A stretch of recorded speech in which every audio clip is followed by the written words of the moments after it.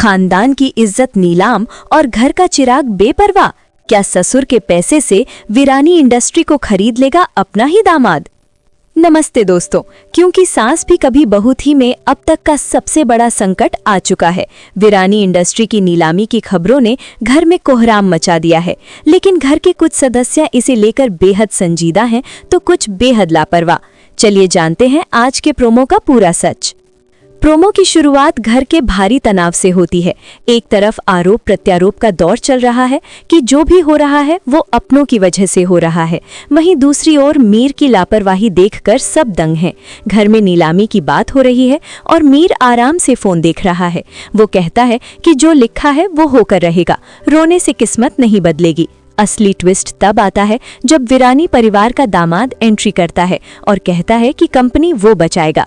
वो साफ शब्दों में कहता है कि उसका नाता घर की बेटी से टूटा है, वीरानी इंडस्ट्री से नहीं।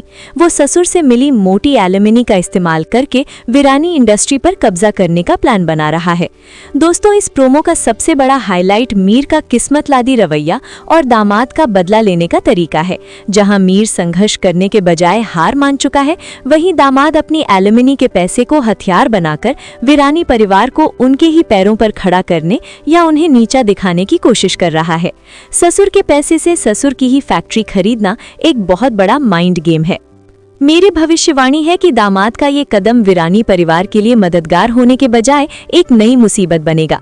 वो शायद फैक्ट्री खरीदकर सबको घर से बाहर निकालने या उन्हें अपने इशारों पर नचाने की कोशिश करेगा।